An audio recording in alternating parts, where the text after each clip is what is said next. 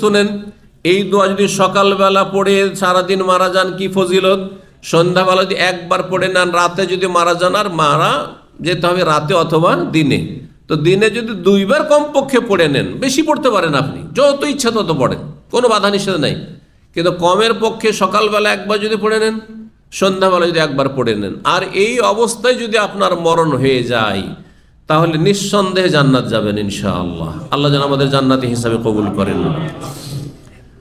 বলছেন নবী সাল্লাল্লাহু আলাইহি ওয়াসাল্লাম, ওমান কালাহা মিনান নাহারি মুকিনান বিহা, যেই ব্যক্তি এই দোয়াটি দিনের বেলা বলবে ইয়াকিনের সাথে, এমনি শুধু মন্ত্রের মতো পড়লে হবে না, কিসের সাথে? দৃঢ় প্রত্যয়, বিশ্বাসের সাথে, যে আল্লাহ আমি যে কথা করি বলছি অন্তরে বিশ্বাস নিয়েই বলছি আমি। ফামাত আমিয়মিহা, সেই দিনে যদি মারা যায়, যেদিন আপনি পড়েছেন প্রত্যেক দিন, তাহলে মিস করবেন না, কোনো একদিন তো মরতে হবে আমাকে, তাই না? প্রতিদিন যদি আপনি পড়েন, মিস না করেন, আর সেই দিনে মারা গেছেন কাবলা ইয়ুম, সন্ধ্যা হওয়ার আগে আগেই, ফাহুয়া মিন আহলিল জান্নাত, তাহলে জান্নাতি হয়ে গেছেন। সকালে পড়ার কারণে দিনে দুপুরে বিকালে মারা গেছেন, জান্নাতি আপনি। ওমান কালাহা মিনাল লাইলি, আর কেউ যদি রাতের বেলা সন্ধ্যাবেলা পড়ে নেয়, ওয়াহুয়া মুকিনুন বিহা, ইয়াকিনের সাথে, দৃঢ় বিশ্বাসের সাথে, ফামাতা কাবলা ইউসবিহ, আর সকাল হওয়ার আগেই সে মারা গেল রাতের বেলা, ফাহুয়া মিন আহলিল জান্নাত, তাহলে সেই ব্যক্তি জান্নাতি হবে। আল্লাহ যেন আমাদেরকে জান্নাতি হওয়ার তৌফিক দান করেন। 6306 নম্বর হাদিস মনে করছেন বুশাইর বিন কাব আল আদুবী রাদিয়াল্লাহু তাআলা আনহু সাহাবী, তিনি বলছেন, তিনি আরেক সাহাবী হাদাসানি শাদ্দাদ বিন আওস রাদিয়াল্লাহু তাআলা আনহু থেকে বর্ণনা করছেন, নবী সাল্লাল্লাহু আলাইহি সাল্লাম বলেন, সাইয়্যিদুল ইস্তিগফার, ক্ষমা চাওয়ার সবচেয়ে শ্রেষ্ঠ দোয়া। সাইয়্যিদ মানে কি?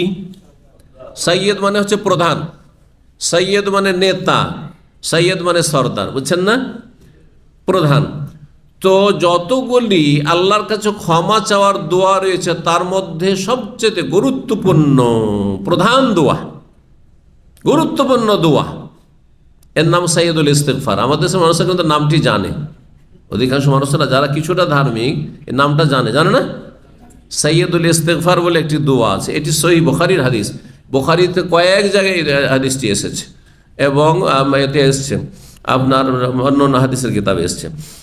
তো বলছেন যে সাইয়্যিদুল ইস্তিগফার হচ্ছে মানে সবচাইতে গুরুত্বপূর্ণ আল্লাহর কাছে ক্ষমা চাওয়ার দোয়া। এইভাবে বলবে, এই দোয়া মানে কি ফরজ না করলেও চলবে নাকি? ধরেন আপনি সকালবেলা সাইয়্যিদুল ইস্তিগফার পড়ে নিয়েছেন, কিন্তু জোহর নামাজ পড়েননি, আসর পড়েননি, আর আসর পর মারা গেলেন, আপনি জান্নাত চলে যাবেন? হ্যাঁ, না। দেখেন, নফলের ফায়দাটা কখন পাবেন? যখন আপনি ফরজটাকে ঠিক রাখবেন। কি বুঝলেন? আমরা যখন স্কুলে পড়ি, তো স্কুলে কিছু সাবজেক্ট থাকতো, অ্যাডিশনাল সাবজেক্ট, জানেন না? আপনার আসল যে সাবজেক্টগুলো রয়েছে, যেমন বাঙালি হিসেবে বাংলা সাবজেক্ট হচ্ছে আসল, ইংরেজিটা একটা আসল সাবজেক্ট, আপনার অমুকটা আসল, কিন্তু কিছু অতিরিক্ত সাবজেক্ট রয়েছে। ওই অতিরিক্ত সাবজেক্টের ভালো মার্ক যদি থাকে, অ্যাড কখন হবে? যখন আসল পরীক্ষা দেবেন তখন। কিন্তু আপনি বাংলা সাবজেক্টের পরীক্ষা দেননি, আপনি ইংরেজিরই পরীক্ষা দেননি, তাহলে কি আপনি পাস করবেন? পাস করবেন। ঠিক ওই রকমই আপনি 5 টাইম নামাজ পড়েন, রমজান মাসে রোজা রাখেন, আর সাইয়্যিদুল ইস্তিগফার পড়েন, আর তারপরে এই ফজিলতের আশা রাখেন যে ইনশাআল্লাহ আমি সাইয়্যিদুল ইস্তিগফার পড়েছি, আর ফরজ ওয়াজিব কোনো মিস করিনি, আমি জান্নাত পাবো ইনশাআল্লাহ। আর একটি অধ্যায় ছোট্ট রয়েছে, আমার 3 নম্বরে, বাবু ইস্তিগফারিন নবী সাল্লাল্লাহু আলাইহি ওয়াসাল্লাম ফিল ইয়াউমি ওয়াল লাইল। এই অধ্যায় হচ্ছে নবী সাল্লাল্লাহু, অথচ নবী সাল্লাল্লাহু আলাইহি ওয়াসাল্লামের কোনো গুনাহই ছিল না। গুনাহ ছিল? হ্যাঁ, আমাদের মতো গুনাহগার। তারপরে নবী সাল্লাল্লাহু আলাইহি ওয়াসাল্লাম দিনে কতবার করে আল্লাহর কাছে ইস্তিগফার পড়তেন? হ্যাঁ, এক হাদিসে রয়েছে 100 বারের কাছাকাছি, আর এক হাদিসে 70 বারের বেশি। 100 বার করে 70 বারের অধিক বলার উদ্দেশ্য হচ্ছে অনেকবার। হ্যাঁ, 70 বার বা 100 বার, এটা বলার উদ্দেশ্য একবার নির্দিষ্ট সংখ্যা নয়, উদ্দেশ্য হচ্ছে অনেকবার। যেমন কারো কাছে আপনি টাকা পয়সা তাগাদা করতে গিয়ে 20-30 বার গেছেন, বা একজন টেলিফোন করেছে আপনাকে, হয়তো 20-30 বার টেলিফোন করেছে, কিন্তু আরে ভাই আজকে ও 100 বার টেলিফোন করেছে, 50 বার করেছে, গয়না 50 বার বলছেন না, আইডিয়াতে বলছেন আপনি, মানে অনেকবার, উদ্দেশ্য হচ্ছে অনেকবার, এটা হচ্ছে উদ্দেশ্য।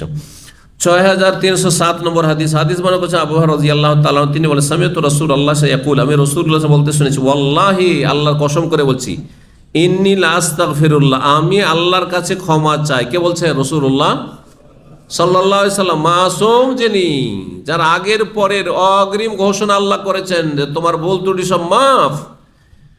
ইন্নী লা আস্তাগফির, আমি আল্লাহর কাছে অবশ্যই ক্ষমা প্রার্থনা করি। ওয়া আতুবু ইলাইহি, আমি তওবাও করি। ফিল ইয়াউমে, দিনে, আকসার মিন 70, আমার 70-এর অধিক, 70 বারের বেশি আমি আল্লাহর কাছে তওবা এবং ইস্তেগফার করি। তার নবী সাল্লাল্লাহু আলাইহি ওয়াসাল্লাম কি পড়তেন?